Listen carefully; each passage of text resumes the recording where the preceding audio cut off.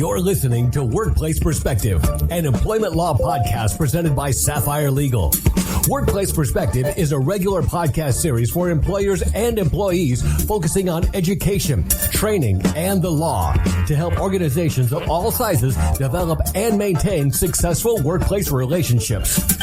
The opinions expressed by guests on Workplace Perspective do not necessarily reflect those of Sapphire Legal or its attorneys and should not be considered legal advice. And now, here's your host, founder and principal attorney at Sapphire Legal, Teresa McQueen. Thank you, James, and welcome everyone to Workplace Perspective, where we are striving to raise the bar at workplaces everywhere. Today, we're talking with retired Colonel Carla Bass, founder of Right to Influence and author of a book by the same name. Carla is going to be talking with us today about crafting powerful performance reviews because it's that time in corporate America. So with annual performance reviews on everyone's mind, I am super excited to hear her thoughts on this really important aspect of our work lives. It's going to be a great show. Don't go away. We'll be right back. The opinions expressed by guests on Workplace Perspective do not necessarily reflect those of Sapphire Legal or its attorneys and should not be considered legal advice. You're listening to Workplace Perspective, an employment law podcast presented by Sapphire Legal. Welcome back to our listeners and welcome back to Workplace Perspective, Carla Bass. Hello, and thank you for the opportunity. I'm so glad to have you back. I was looking back at our shows and we had you on the show just about this time last year, talking to us about how to be better writers in our work lives. And today we're going to be talking about performance reviews from both the employer and employee perspective. I'm super excited to hear what you have to say about all of that. But before we get started, why don't you tell our listeners a little bit about you and what you do? Sure. Right now, my mission is to teach people how to write powerfully. Why? Because it opens doors to opportunity that would otherwise remain closed. Now, with that in mind, and based on the difficulties that COVID has inflicted on everybody, I composed 3 free ebooks on my website. They address how to write a standout resume, how to write a performance review, and how to write a grant submission. So I laser focused everything I'm going to say on those 3 areas. But my journey has been amazing. For 45 years, I've written products for the White House and Congress and generals and ambassadors. 30 of those years was on active duty in the Air Force, and the last 15 was with a federal agency. The pivot point for me that changed my life and is what brought me to you today is when I was a lieutenant colonel. I was a squadron commander in Hawaii in charge of 480 wonderfully talented people. When I arrived, that unit was the most losing unit in statewide professional awards, not because the kids didn't deserve to win, but because the supervisors could not write winning packages. So I developed my methodology, taught my guys how to write. We began sweeping the awards, and then I ended up teaching that for the next 15 years to thousands of people. And when I retired, I pivoted that and turned it into a book that plays to everyone, corporate, business, private, and that's Right to Influence. It's now in its 2nd edition, and it's won 8 national level awards. So this is what I do nowadays. Well, that's awesome. We'll have links to your website and your publications on our podcast page when we get your show put up. But let's get into it. So when it comes to crafting these meaningful, powerful performance reviews, what advice can you offer to employers and supervisors and, on the flip side, employees? Tell us what you're thinking. Sure. I have 8 tips for the employer as supervisor. The first is to recognize that a performance review is a strategic tool. Not only are you grooming the future of the individual, you're also grooming the future of the organization because through it, you're trying to promote the best of the best. So it actually impacts the organization's future. Second is impact. You need to make sure when you're telling these stories that you explain the so what. The impact is the heart of the performance review. And supervisors, because of their elevated positions, have a wider perspective, and they sometimes have a better vantage point on what impact the individual actually had, like dropping a pebble in the pool. The individual can see the first couple circles, but the employer has a bird's eye view and understands more. So he or she needs to explain that to the employee and make sure it's reflected in the performance review. The third tip is to position your subordinates for future successes. Create material for the next performance review. And by that I mean recognize outstanding performances formally with thank you notes or time off awards. Note compliments that they receive from clients, and keep an email file for each employee that would where you can gather this very valuable material. The next is awards. Speaking of awards, if you have a superstar that you'd like to submit for an award and you're really busy, ask that individual to draft a nomination on him or herself to do the initial legwork. That does two things. It takes a little bit of the burden off of you, and it also gives that individual practice. And here's how you craft a hard-hitting, award-winning report. Qualities. Do you value specific qualities in an employee, like teamwork or flexibility, communication skills, or whatever? If you do, tell them that so they have that benchmark against which they can measure their own performance. Number 6, and this applies to everybody, is frame the story. Put the item that you're describing in context with detail. Detail provides a mental yardstick where people can actually understand what you're trying to say. So, for example, my most valuable branch chief sounds good, but you could only have 1 or 2 branch chiefs. So say the most valuable of my 8 branch chiefs, or employee of the quarter, okay, but employee of the quarter selected from 45 peers. That's what I mean when I say put it in context. And the final 2 tips for the supervisor or the employer is start it off, think in terms of a boxer. You hit the reader with a solid right cross. That's the opening hook. And here are some examples of opening hooks. Her top 3 of many accomplishments, blah, blah, blah. Propelled her office to new heights, and then continue.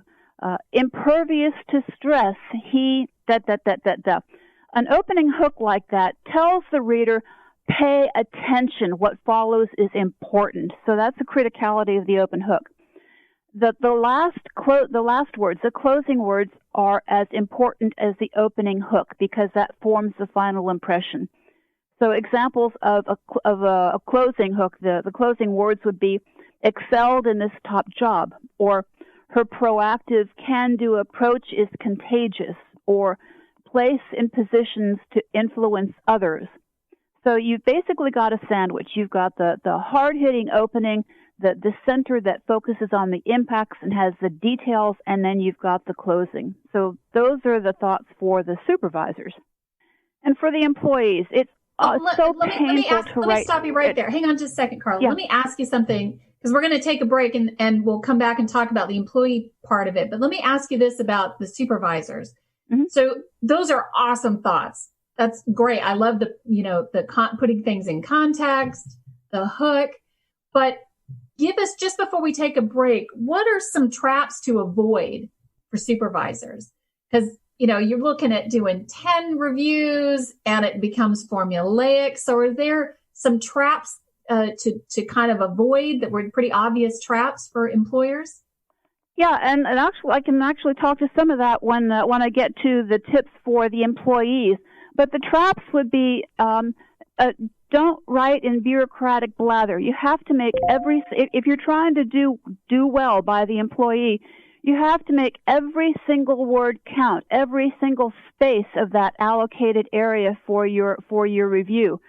So the useless words, the redundancies, the bureaucratic blather, purge all of that so that you leverage the space to that person's advantage. And that's one of the biggest mistakes. And fuzzy verbs, sloppy verbs, and I'll get into that also. I've got some great examples following the break. So hard-hitting verbs and no bureaucratic blather. Those are the biggest traps. And prioritize. So the golden nugget, if you've got 5 or 6 accomplishments that individual submitted, start off in priority of importance, and I'll talk to that too. The most important, the second important, the third important, and then at some point you're going to have to draw a cut line because there's not room for everything. But make sure that you've prioritized. So if the reader only has 30 or 40 seconds, the reader gets the most important stuff. I love it. All right. Well, we're going to take a quick break. And when we come back, we're going to hear more of Carla's thoughts on specific strategies and word sculpting tools for both employers and employees that they can use to create powerful performance reviews. Stay with us. We'll be right back.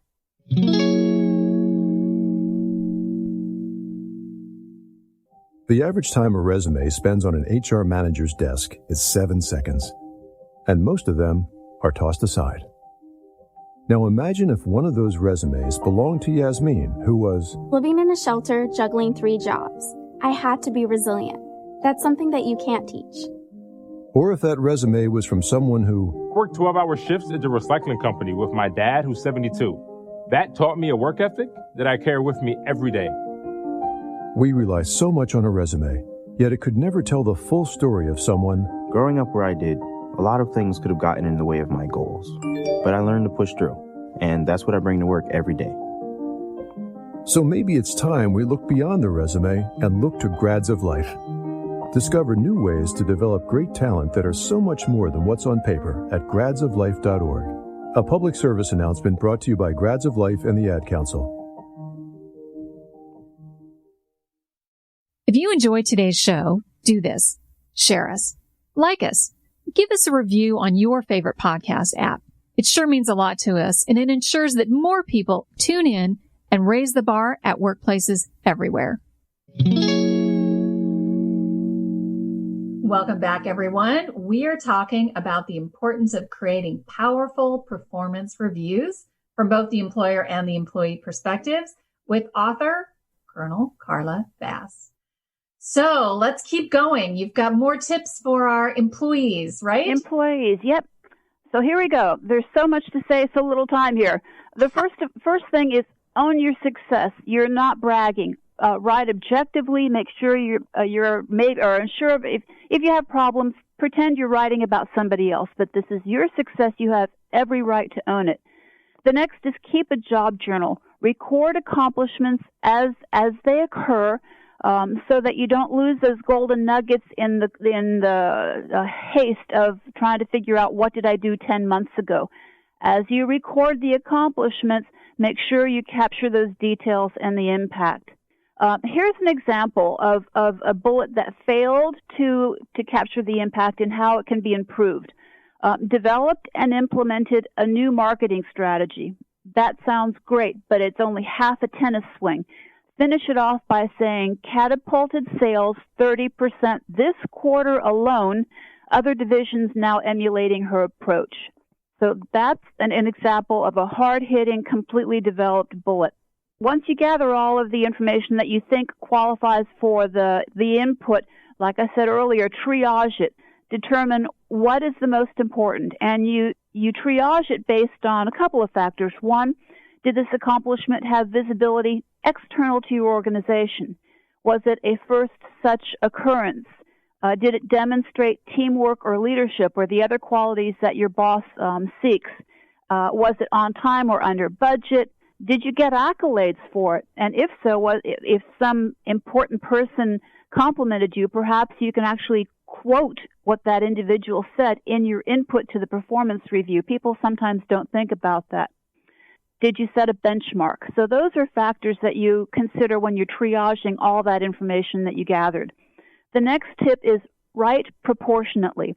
If you have 4 inches to explain what you did in an entire year, and you spend 1 complete inch of that because the project was so gripping and so compelling and you worked so hard, you've just given one item 25% of your entire input. So if that particular action only lasted a week, don't give it 3 months worth of space. So write proportionately. Awards, submit your own people for awards and then claim credit for that because those are hallmarks of fine leadership, you taking care of your people. Now the specifics, Verbs. Use hard-hitting verbs. Here are some verbs how not to do it. Provided extensive knowledge of, assist technical staff, provide, coordinates. Don't do that. You want to use verbs like implemented, benchmarked, developed, formulated, partnered with, hard-hitting verbs. Bureaucratic blather. Get rid of that. So we're still talking about verbs. Listen to this one. Carla, I love that word. I love that bureaucratic blather. Just for 2 minutes, just give us 2 minutes on what that is in your mind. Bureaucratic blather is when you take 20 words to say what you could say in 10. Or if you write something that someone has to read 4 times over and you still don't understand it. Here's an example of bureaucratic blather in the context of verbs. Resulted in the prevention of. That is the same thing as prevented. Take a hard look at. That's the same thing as examine. For the purpose of is the same thing as to. All right, so it's just go through and purge all of that horrible writing. Job-related jargon, I also throw in the category of bureaucratic blather, specifically gibberish. Know your audience. So if you're writing to, if this review is only going to be reviewed by technical specialists, then technical jargon is okay. If it's not, then you need to write in terms that every man or every woman can understand. Example, from 324th Intel Squadron, received +3 -3 on a DLPT. Had no clue what that meant. Translated, because it was in gibberish, translated, the individual scored 95% in the reading and listening test on a Chinese defense language proficiency test. She 95% on that. But you wouldn't understand that because no one knows what +3 -3 DLPT is. So don't write in jargon if this review is going to be read by administrators, lawyers, communicators, by more general functional areas. Differentiators. These are words that send a really subtle message, and it's all positive. Examples. In only, bump, bump, bump. Only is a key word. One of only. These tell you that this individual is rising above the crowd, is standing out among peers. Named for, chosen for, nominated for, reported directly to. Okay, that directly is a key word because that tells you that there's going to be an individual of some gravitas there, reported directly to, and not everybody is good enough to be placed in that position. In an agency-wide, you can also indicate that you're rising above the crowd by scoping out the breadth of the competition, selected in an agency-wide competition for. So those are the tips on discriminators. Bureaucratic blather is also hogging space. So, for example, at the present time is now. In a rapid manner is rapidly. On a monthly basis is monthly. If you purge all of that was, then you cut down to the chase. You send a clearer, more precise message, and you've leveraged every single space to make your point. Don't you think that people worry about, when you're faced with a performance review, writing your own, whether it's on your direct reports or on yourself, you're faced with all that white space, and you feel like, well, the more I put in there, the better it's going to be, whether it makes sense or not. So that's where you get all that bureaucratic blather and the fluffy words and stuff that doesn't mean anything. But you're actually saying you pare all that down and really look at making an impact with what you're writing. You don't need to fill up all that space, right? You are hurting yourself if you don't do that. Regardless of what you're writing, every author, regardless of what you're writing, is constrained by two things. You're constrained by the reader's time, tick, tick, I'm busy, and you're constrained by the person who best leverages that time and that space to make their case is the one who's going to win. I love that. Well, those are such great tips. I've got so much going on in my head. Is there anything else that you think it's important for our listeners to know when it comes to writing that really impactful performance review? No, that's That's pretty much it. But I would like to say that I put out a twice monthly, really short, concise, surprise there, newsletter that has writing tips. That the next one is going to be about here's how you frame a winning argument. There's a lot of strategy and a lot of thought that goes into writing making a compelling case. And if they would like to receive this, just email me at carla@writetoinfluence.net. It's hugely popular. I value my readers' time tremendously. So every newsletter I put out is just I value their time, so it's worthwhile reading. Well, that's great. The catch is make every word count and every second play to your advantage. And by following these strategies and word sculpting tools, that's precisely how you do it. That is good information. Carla, thank you so much for joining us today and sharing your expertise with our listeners on this really great topic. Oh, thank you so very much. If you want to learn more about Carla or her book, Write to Influence, you can find her on the web at www.writetoinfluence.net. That's writetoinfluence.net. You can also connect to Carla via our website at sapphireLegal.com/podcast. I want to also thank our listeners, my radio angels, James and the Knave at Night, and Workplace Perspectives Team Extraordinaire, our engineer producer, Paul Roberts, our associate producer, Melissa DeLacey, with music provided by the very talented Stephen Vercelloni. Thank you all for joining us on Workplace Perspective, and until next time, keep raising the bar.